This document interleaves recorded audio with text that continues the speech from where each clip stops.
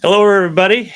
Welcome to this live stream here on 2025 NFL Draft Eve. And so my latest mock draft dropped this morning at NBC Sports Bay Area.com. I'll be talking about that. And no, I don't feel great about it, but hey, it is what it is, as they say in the world of sports. Also wanted to tell you, of course, that this live stream is brought to you by Canyon Club Brewery, located in Moraga. That's where the flagship is. Great outdoor space, menu filled with tasty bites, as well as a wide variety of beer selections. And it's opened at the turn of the year in the livery in Danville. So it's a great location. I've only been there once, I think. Well, once since it's opened, and it's fantastic. And so I will my plan is after the draft concludes on Saturday, I'm going to go there for a frosty cold beverage and say hi to some of the people who work there that I know. So stop on by, tell them you watch the Matt Maiocco YouTube channel, and you've heard about Canyon Club and that I speak fondly of it, which I definitely do. So again, Canyon Club Brewery, located in Moraga in the East Bay, not far from St. Mary's campus, pretty close to where I live as well, and a new location in Danville. Okay, so John Lynch met with the media on Tuesday. Not a whole lot of news out of there, but what we did find out was that Brock Purdy has reported, Fred Warner, Christian McCaffrey, Trent Williams is for the non-mandatory, the voluntary offseason program, phase one. George Kittle isn't there, and Diana Rossini of The Athletic reported that it is contract related. However, and I don't doubt that at all. If whatever Diana reports, I'm fine with it. But I can tell you that late in the season, I've been kind of involved with the Dwight Clark Legacy Fund, raising money for the Golden Heart Fund. Dwight Clark Legacy Series, I should say, raising money for the Golden Heart Fund. And so every year we put on a program, and one of the ideas was to have a tight end roundtable of former 49ers and including George Kittle. And so I went to George and I asked him, hey, would you be available or would you be willing to participate in this roundtable? This was late in the season. This was in probably December, mid-December. And he said that he definitely would participate, but he said, when is it? And I said, it's May 21st in San Jose. And he said, well, I usually don't go to the off-season program that early because at this point, for the first 2 weeks, it's just conditioning where the coaches can't even get on the field. It's just strength and conditioning coaches with the players. And so he suggested to me then, or flat out told me then, that he didn't anticipate and wasn't going to be participating in the offseason program early on. But he also suggested that once they get on the field and they start throwing the ball around and running plays and getting coached up and OTAs and all that, that he would be there. So whatever, take that for what it's worth. That's just the background that I'm giving you. And I think I posted that on social media yesterday, that he had told me that George Kittle told me that he wasn't going to be around for this part of the offseason program. Okay, so John Lynch, as I said, did meet with the media. One of the things he gave a very positive update toward Brock Purdy's contract talks. He said, oh, by the way, he first off said that Brock is a pro. He's going to be a pro. He's clear-minded, and he's not going to let other people influence what he should be doing. That's one thing I think everybody respects about Brock. He's done a lot for this organization, and we're grateful for him and looking forward to having him as our quarterback for a long time. Asked about the contract talks, he said there have been substantive talks that have this thing going in a good direction, and I'll leave it at that. Okay, so that's kind of the update. Christian McCaffrey also met with the media. He said that he is fine, no restrictions. Of course, last year he missed the first 8 games of the season with the Achilles tendonitis in both legs. And then once he got available to play, he played 4 games, and in the 4th game, when he was having a good game against the Buffalo Bills, he sustains an injury to his posterior cruciate ligament in his knee, and that's a non-surgical injury, but it knocked him out for the rest of the season. Probably more precautionary than anything else. And but he says that he's fully cleared, no restrictions. He was at the offseason program at the beginning of the offseason program on Tuesday, and he says that when they hit the practice field, there will be no restrictions on him other than self-imposed, as far as the team self-imposing restrictions on Christian McCaffrey. So, okay, that's, I think, kind of the nuts and bolts of what's going on with the team. And now we get into the speculative part about what's going on with the 49ers with this draft that's coming up. Thanks to everybody for joining this live stream. Please subscribe if you haven't already. Leave a comment, all that stuff. And so here's my sixth mock draft. As if the first 5 just wasn't good enough for you. Okay, so 6 mock drafts. My stated goal from the beginning was to have the 49ers select a different player each time. So with that in mind, the first mock draft, I had them taking Shamar Stewart at number 11.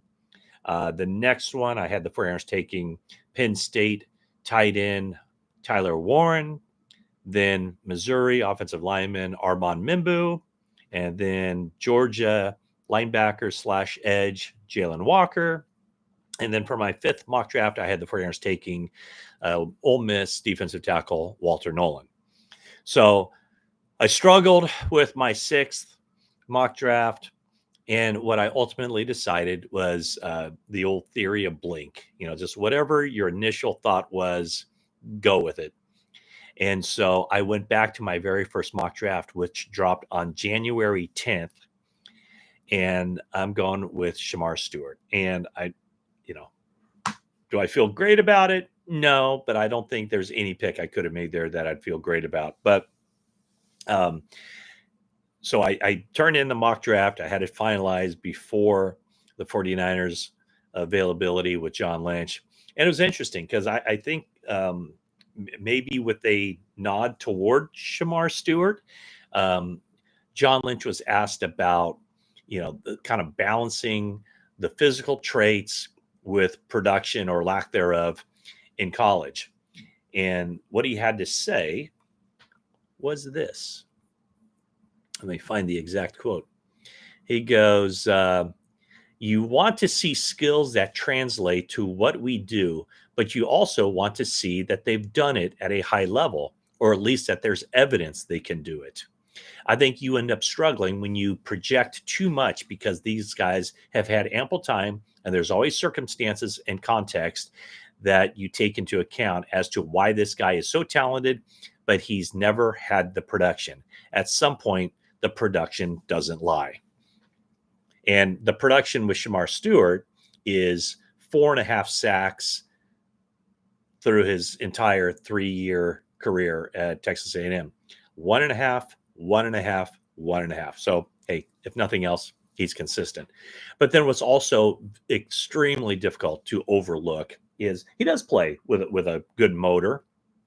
So it's not like he's just this slug out there who's just cashing it in. Now, this is a guy that played at 285 pounds at Texas A&M. And at the combine, he measured in at 6'5", 267 pounds. And he has long arms, big hands, all that stuff that the teams like during the evaluation process. And then, of course, the measurables just off the charts. He ran the 40-yard dash in 4.59 seconds, had a vertical leap of 40 and a standing broad jump of 10 feet, 11 inches. So he's got all that stuff. And I would think that just about any defensive coordinator or any defensive line coach would look at him and say, I want him. I remember asking him questions at the NFL scouting combine in February. And here's one of the things he said about his lack of production, his lack of sacks. He said, I wasn't a sack chasing warrior. I just wanted to become the best player for my team. And sometimes the stats don't show that. He said, sometimes the stats don't tell the whole story. It's all about film. And when you look at the film, you can really see what's going on for the most part. Production is a little overrated. That was his quote. Production is a little overrated. I would prefer that he'd use a different choice of words. I'm kind of in the words business. Probably the better choice of words would be statistics are overrated, not production. But anyway, I have the 49ers taking Shamar Stewart there. And I'll tell you in my mock draft that, again, dropped this morning at NBC Sports Bay Area.com. Here are my first 10 picks. So the first 10 picks: Cam Ward, Travis Hunter, Abdul Carter, Armand Mimbu, Ashton Genty, Mason Graham, Tyler Warren, Jalen Walker. I went with Jackson Dart at number 9 for the Saints. We'll see. And Will Campbell at number 10 going to Chicago. So here is not even a short list of players that I could see the 49ers taking at 11. And you can, in the comments section, you can tell me which one of these guys, or there's somebody else. Again, with those 10 guys off the board, according to my board, so I had them taking Shamar Stewart, but I also certainly considered Walter Nolan, I guess Jahdae Barron, Calvin Banks, Michael Williams, Mike Green, James Pierce. Is that it? Yeah, but that's probably it. Not Colston Loveland, probably. Nick and Manwari, probably not. Will Johnson, although the injuries are a little bit of a concern there, I think, with him. So you can see that it's just, to me, it's really wide open what the 49ers can do there. And I did ask John Lynch, just kind of like the process, because when you have so many needs at so many different positions, he's bound to have a lot of different people in his ear. The linebackers coach, hey, we need Jahad Campbell. Defensive line coach might be saying, I want Stewart, Michael Williams, Nolan, Pierce, Green, whatever. You might have, the offensive line coach, although I kind of doubt it, but the offensive line coach could be pushing for Kelvin Banks. So a lot of different ways. And he said it's all about the process that they have. They lean heavily on research and data. And then he's the one who makes the call, certainly in consultation with Kyle Shanahan and the coordinators and all of that. The thing that I kind of go with as far as Stewart, and the reason I picked him is because of the physical traits and also just the blank canvas that you have there. I talked about the physical characteristics, the athleticism, the strength, the size, the power, the flexibility, the motor, all of that. And I just think that defensive coaches are going to be going, let me get my hands on that guy.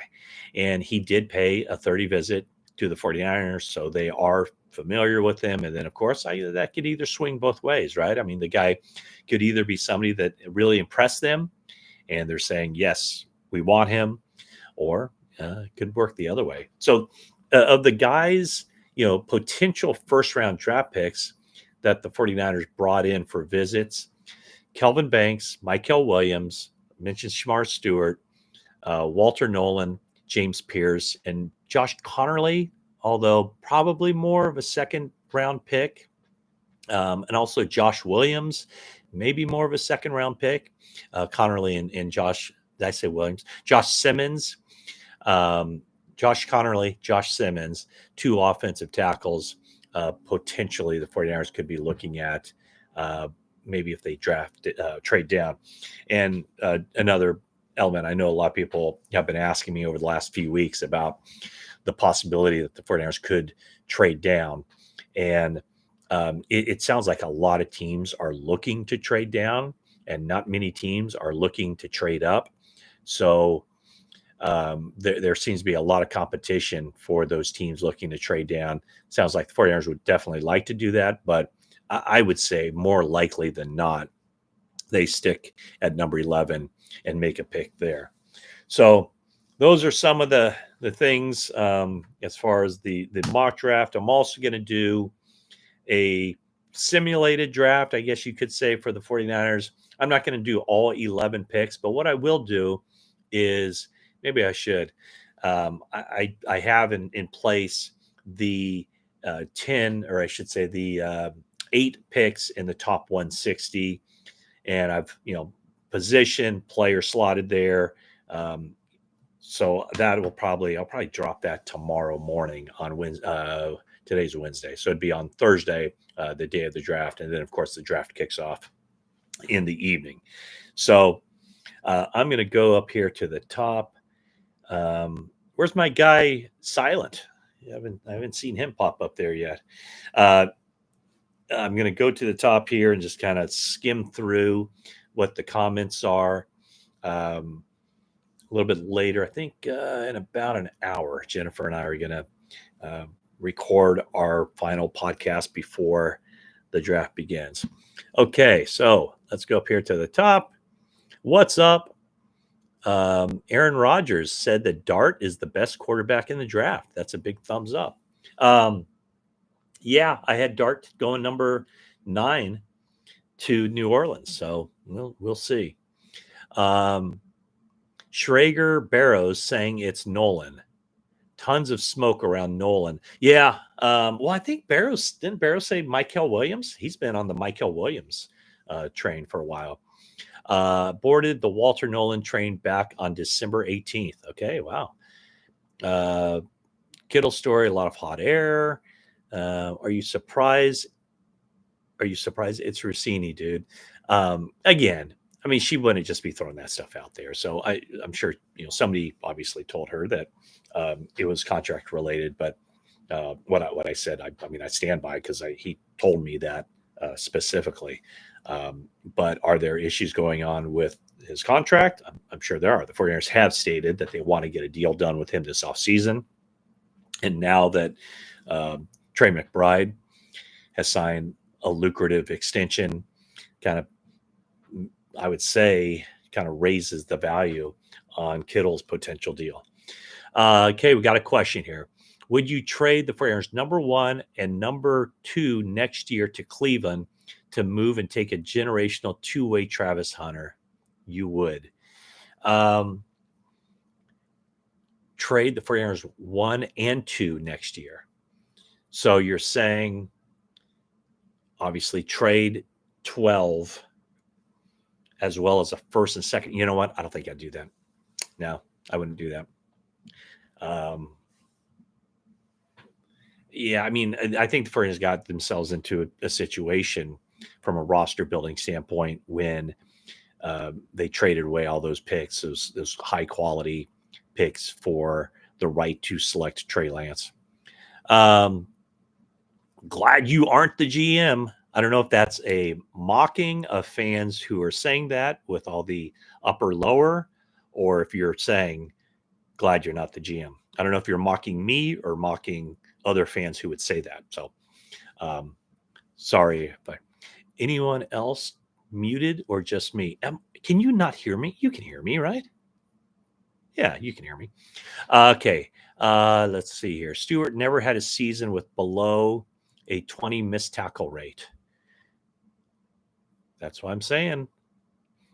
A lot of untapped potential there. And you're paying a guy for you're drafting a guy for what you think he can do at the next level, not what he did at the previous level, although clearly you want to see something. Okay, so big no on Michael Williams. Stewart bad enough, but Stewart with Oh, all available. Yikes. Okay. Cooper DeJean was my pick in 24, trading back to take the guard from Alabama. Okay. Good chance it'll be either Stewart or Williams, though. We don't draft DBs in round one. This drove over the Deschutes River and thought of you. My condolences. Did I tell that story Did I tell that story about my coccyx? Yeah. Um, yeah, that was not fun going down those rapids. Need to rebuild the defensive front. Yeah, so let me just look at how I have right now. I have the 49ers taking 3 defensive linemen in or what do you guys consider Jalen Walker, a linebacker or an edge or both?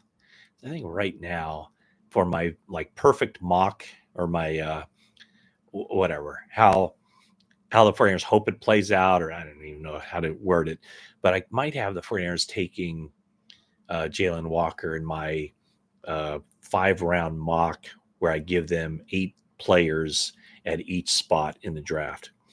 Let's see, what else do we have here?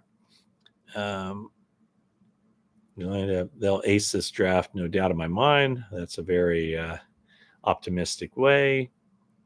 Ready for Thailand. Don't know what that means. Let's see. Here's a question. Matt, in the presser, are you the journo father? You always get the first question in. No one dares wait. They wait until you speak. I don't think that's necessarily the case. And there's nothing ever spoken about it. I know just a lot of times people are kind of waiting for whoever asks the first question. If I have something to ask, I'll ask it. If I don't, I won't. So no, I don't think there's been plenty of times where I don't ask the first question, but I think, a lot of times, I'll kind of ask the icebreaker. And that was my icebreaker question yesterday, was just about, putting together a consensus in the draft room when there's so many different ways a team can go with that first pick. Let's see what else here.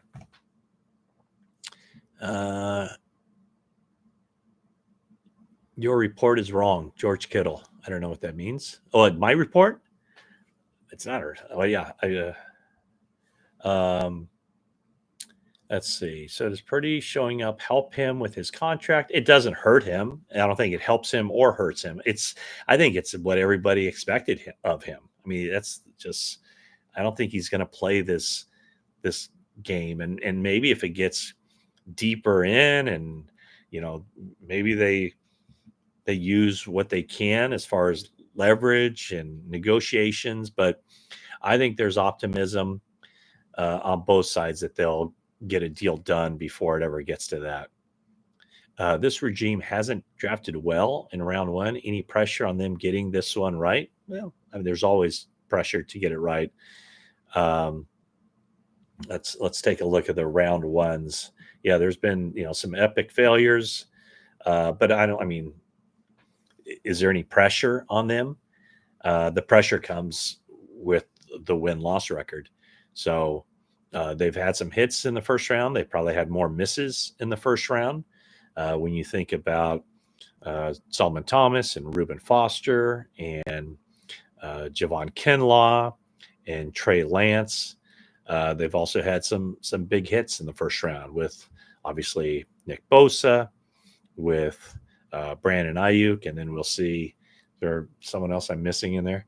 And also we'll see how Ricky Pearsall develops. Walker is not a DN. He seems like an edge. He's a 3-4 linebacker. Do the 49ers ever leak misinformation to you or other media people? I don't. I mean, maybe a long time ago. Not leak, but no. I mean, I think I don't think I've ever been kind of a victim of a trap to put bad information out there. Let's see here. Maybe you didn't hear Lynch reiterate that you shouldn't already know setting the edge is first and foremost in the wide nine. Shamar has no production in 3 years. Yep, I talked about that. Jalen Walker is D Ford size, more or less. Give a big contract. Yeah. So I mean, if the comp for Jalen Walker is D Ford, then that's a pretty good comp. And then the next person comes in and says he's no D Ford. I know D Ford. D Ford was a friend of mine. You, sir, you're no D Ford. That's a pop culture reference. So don't worry. I'm just amusing myself at this point. Is this a Christian stream? Well, it certainly was for that period of time when we were talking about Christian McCaffrey. He not saying he is, saying that your argument about his size is inaccurate. Kinlaw a bust. Was Kinlaw? Well, Kinlaw was a bust for the 49ers. There's no question about it. They traded away DeForest Buckner to get that pick, thinking that Kinlaw would replace DeForest Buckner. And during his 4 seasons with the 49ers, he was quite obviously a below average player for that team. So they certainly didn't get the production out of him. Let's see here. What else have we got? Let's see. Target positions they could target for post-draft trades.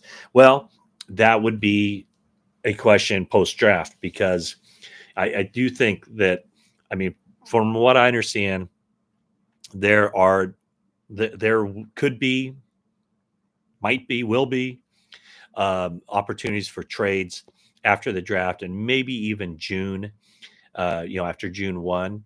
And so, but I think a lot of that is kind of based on how the 49ers come out of this draft, the positions they're able to fill in this draft. So that's a question best kept for after the draft, when we see where the 49ers are with their roster and with their depth chart.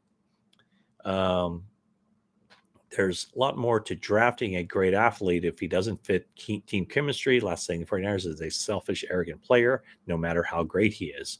I would agree with that. I don't know who that is referring to, but no, I think the 49ers try to. I don't know if all teams do this, but I think after the 49ers, had some pretty significant misses and their roster composition wasn't great in the first several years there, I think they have certainly tried to land character guys in their draft. Okay, what else here? In 2 years, Shamar will produce. He is a project. Problem for another. Let's see. Little projects.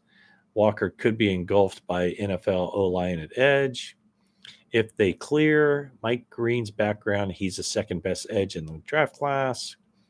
Walker's best fit is Carolina, and I think that's why I have Jalen Walker going to Carolina. Did you see Drake Jackson or Ayuk yesterday? No.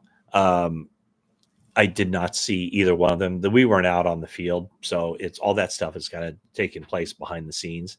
But I would imagine both guys have been working out with the 49ers, so I would assume that they were both there as they continue to go through physical therapy. Any truth to the 49ers' interest in Shedeur Sanders in the second round? Any truth to that? I don't know why there would be, to be honest with you. Hello, Matt. Hello. How you doing? Nolan or Grant? I can live with Jamari Caldwell over Harmon to me. Like and say, hey, Papa, liked and subscribed. Thank you very much. What else do we got here? Georgia tried playing Walker at weak side linebacker, and that didn't work. Texas A&M coaching might be why his production isn't exactly good. Walter Nolan left Texas A&M and did well. Nick Scorton came to Texas A&M, production declined. Maybe coaching is a joke. at Texas A&M. Someone asked about Drake Jackson. What do you know about his current status?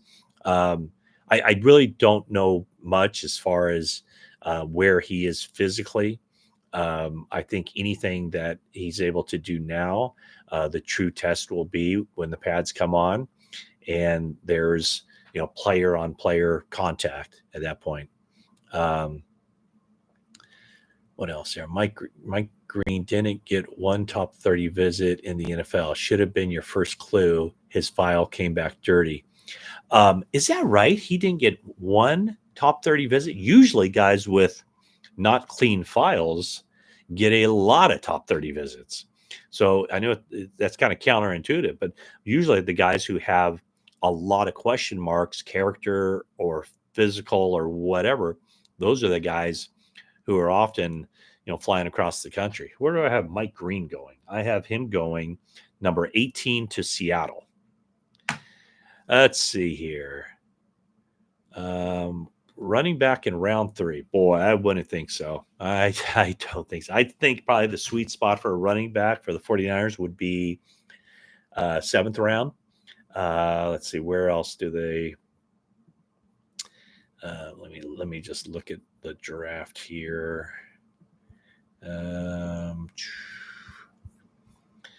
Let's see. 5th round, 147, 160. 7th round, 227, 249, 252. Those could be the spots you'd look for a running back in the 49ers. What do we got here? So you know what? It seems to me my selection of Shamar Stewart isn't getting nearly as much negativity as I thought it might. Do you guys hate it, love it, or neutral on Shamar Stewart going 11? I don't hate it. That's the first one. I thought there'd be a lot more venom. Like, what are you doing, Maiocco? What are you trying to do? Okay. We got not excited, neutral, rather not pick him. Okay. It's kind of lukewarm. No, we're a little less, or Luke cool, probably, huh? I like the pick.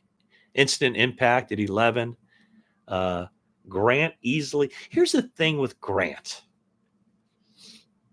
Talking Kenneth Grant, the huge defensive tackle from Michigan. And I'm not saying it's not going to be him, but I think if you're going to take a defensive lineman at number 11 overall, got to be a 3-down player, right? It's got to be a guy who's out there on the money downs, and the money downs are nickel situations. What I like about Stewart, and I guess, the same could be said for Michael Williams or Mike Green or Pierce or whoever they take, if it's an edge guy. I like the fact that, it could be a rotational player, but guess what? He's going to be out there on 3rd downs. If Yetur Gross-Matos is your starting defensive end, and maybe he's not, maybe this guy beats him out, or he should be, going to be playing, let's say 35 to 45 snaps a game. Then you can have Gross-Matos move inside a nickel situation, so he could be a 3-down player, or the defensive lineman out there, Shamar Stewart should be a 3-down player. The only thing that I would question about Grant is, can you get a guy like that, a big guy who eats up space? Can you get him later in the draft? And it just seems like the 49ers like their defensive linemen to be more versatile. So that's what I'm thinking there. What do we got here? Yeah, and that's the thing. So I like the pick. He doesn't have to start. He can be rotational with Yetur Gross-Matos. I think people get caught up with defensive linemen. Now, with other positions, it makes sense. But if you're not a starting defensive lineman from day one, that's not the worst thing in the world. because you can still get a lot of play, a lot of run as a defensive lineman, even if you're not a starter. I mean, think back to the 49ers in, let me just look up this guy's stats. But, the 49ers had a mid first round pick in 2011, and they selected Aldon Smith. So that was a 16 game schedule back there in 2011. Guess how many games Aldon Smith started as a rookie? If your answer is 1, you overshot it by 1. He did not have any starts his rookie year. Did he make an impact? Heck yeah, he did. He finished second in Defensive Rookie of the Year voting. He had 14 sacks on the season, a couple of forced fumbles, fumble recovery, and a lot of quarterback hits. So that's what I'm saying. Like, you don't need the guy to start as long as he's out there on those money downs. Michael isn't great either, but the production matters with a first-round draft pick in the top 11. You can't draft someone that early with no production. Well, let's take a look at Michael Williams. I don't think he was like exactly a stat-making machine, was he? Michael Williams, in his wrong guy. Here we go. Michael Williams. In his, now granted, these numbers are better than Shamar Stewart, but in Michael Williams' 3 seasons of college football, 4.5 sacks, 4.5 sacks, 5 sacks. So better than Stewart, absolutely, but mind blowing, no. No. So 14 sacks in 40 games. I guess, I mean, that's obviously not bad, but not super. The size is about the same. He's a little bit lighter. Arms about the same. Stewart runs better 20-yard split. Let's see. Let's go 10-yard split. 1.61 for Williams. What was Stewart? Stewart was 1.58. So pretty close. The vertical for let's look at the explosion. So Michael Williams, the explosion numbers. He didn't do vertical or the broad jump. So anyway, so much for that. Okay, what else do we have here? You're looking at big D end for 3 technique, penetrator, run stopper. Let's see, what else do we have here? Micah isn't great either. Even if he's only a 2-down guy, that's a guy getting you into 3rd and long. Give me that, okay? If Chris Kocurek is as good as everyone says, he should be able to turn Stewart into a monster. I would agree with that.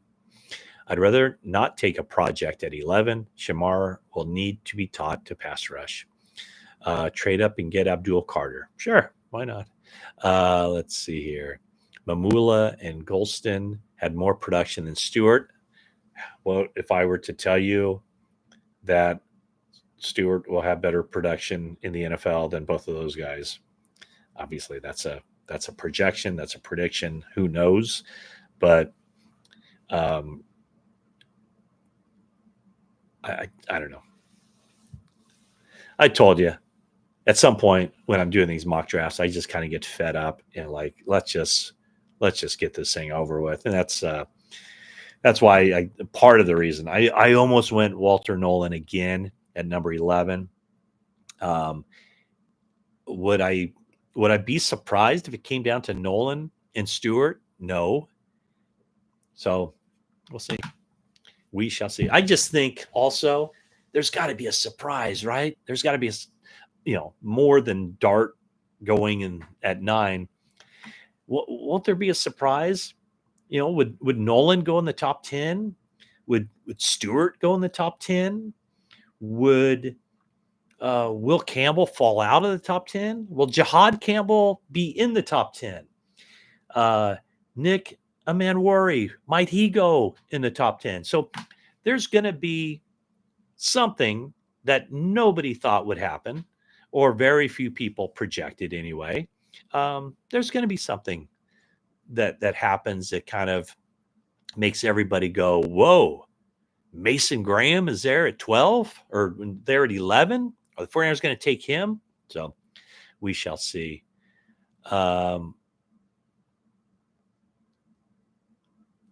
What else do we have here? I think, Matt, off topic. Well, it's not off topic. Fish and chips. 49ers now need billions for the soccer team. Are the team finances going to suffer? So, as I understand it now, the the money. I think people are kind of misconstruing the whole idea of the 49ers cutting costs during the first phase of free agency. The 49ers have not been shy about spending money, whether it's on the coaching staff or on the roster. In fact, I know fans don't like to hear this, but it's the truth. They've spent more money than any team in the NFL, other than maybe the Philadelphia Eagles over the past 5 or 6 years. They led the league in spending last year. And so whenever you lead the league in spending, you're spending over the cap, that's going to come back and bite you at some point, just from the salary cap standpoint. Um, if you keep spending over the cap, at some point, you're forced to, uh, make do a roster purge. 49ers weren't forced necessarily to do this roster purge, but what they're trying to do is stay one step ahead of that roster purge. So what they were able to do, or what they planned on doing, and what they followed through with, was to cut costs for future seasons. So taking on all of Debo Samuel's dead money now, um, releasing Malik Collins and Leonard Floyd before they had to, kind of thing. So it's clearing the money for the future, because later in this offseason, they're going to be back to spending a lot of money, because they're going to spend a lot of money on Purdy. They want to spend a lot of money on Kittle, and then they might spend a lot of money on Fred Warner as well. Now, with the soccer stuff, as I understand it, and it's the investment arm of the 49ers enterprises. So they've been very active and very aggressive in diversifying their portfolio and investing in Europe soccer leagues, Leeds United, and then I think the same with Rangers, the Scottish football team, is going to happen. So those finances are run separately from the 49ers. There's no like fancy whatever. There's no financial gymnastics going on with borrowing from one side and paying for another, and dipping into the coffers of the 49ers to pay for Leeds United and this and that. Now, Leeds United made it into the Premier League. They earned promotion as, I think, currently the top team in the Championship League. That's a second tier of English football, soccer. So next year, they're going to have a tremendous boost in revenue from going to the second tier to the Premier League.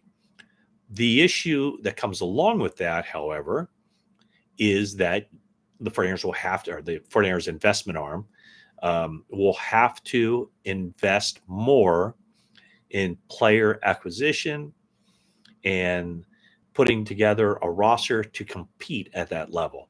So that's a long way of saying it's not supposed to have any impact at all on this. And I don't think it has, because the 49ers have the money and they've shown a willingness to spend the money. And I think they're showing a willingness to spend the money this year, because they're going to make Brock Purdy highest paid player in franchise history. They still are talking about the George Kittle contract and all that. So I don't think it has any impact in what you saw as far as the cap cutting exercise that the 49ers went through early in the offseason. That didn't have anything to do with like real American dollars. It had more to do with the real NFL salary cap. So that money has already been spent. It's already been accounted for, or it's already been spent, but it hasn't been accounted for on the cap. And that's why the 49ers made a lot of these moves to clear money for the future on the salary cap to be able to afford the guys I talked about, as well as the rising contracts for Brandon Ayuk, for Trent Williams, for Christian McCaffrey, for Nick Bosa, so on, so forth. All right, I think my voice is about ready to wrap it up here. Let's see here. Can you tell the lazy 49ers to live stream their pressers again? Yeah, I don't get involved in that. Rangers might be more difficult if it's not been completed. Something about not having controlled interest in two teams. It's legal, so I don't understand it at all. Okay. I'll ride with Purdy to the end. I think you and everybody else in the organization feels that way. Trade Bosa, trade Kittle. Some people in here are bad GMs. And guess what? I'm one of them. Yeah, I mean, anyway. I think everybody is a bad GM, to be honest with you. Tyler Warren at 11. Matt, that's my prediction. Well, that was my prediction too, back on February 4th. That's when my second mock draft landed. I said Tyler Warren to the 49ers. Since then, 49ers signed Luke Farrell as a free agent and brought back Kyle Juszczyk. So it's not necessarily, I know what I want to say. So draft philosophy from John Lynch. Hold on a second. I'm just going to take a sip of my coffee here at 11:53.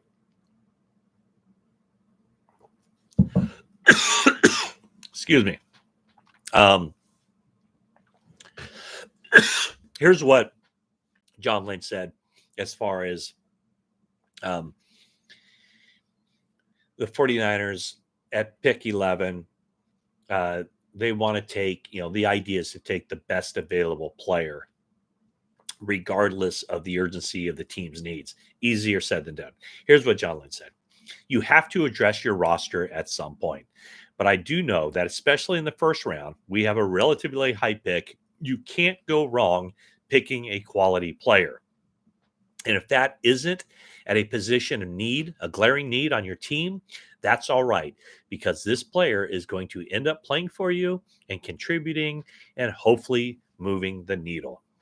So it's all about the evaluation of the player. 49ers could have this player ranked better than this player. So therefore, you take the player who's better ranked. But that obviously is no guarantee that that's how it's going to turn out.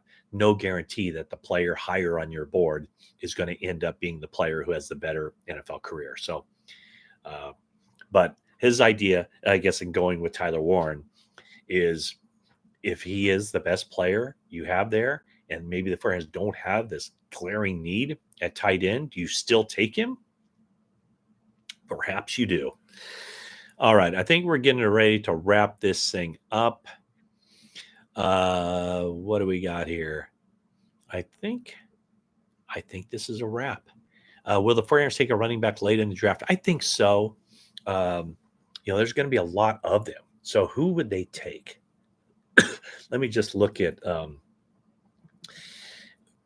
like where they pick. Are we talking sixth? Let's go 6th or 7th round, something like that. Hold on a second here. Yep. Oh, I'm messing up. Okay, here we go. Let's go. Well, they don't have a 6th round pick. Let's go. Who would they take? Are you a Scatterboo guy? But that's probably a top 100 pick. If you're looking to pick, let's say, let's go in the 150, like 150 range. The guy in the 150 range, boy, Jaden Blue from Texas. How's that? DJ Giddens, Kansas State. That's probably a little earlier. Brashard Smith from SMU.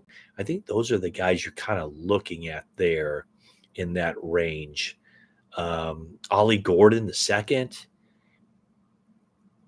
maybe, something along those lines, in that 140, 150, 160 range. Hey, did I just say, I just said him, didn't I? Did I just say, yeah, I just said Brashard Smith. Okay, I think that's a wrap, people.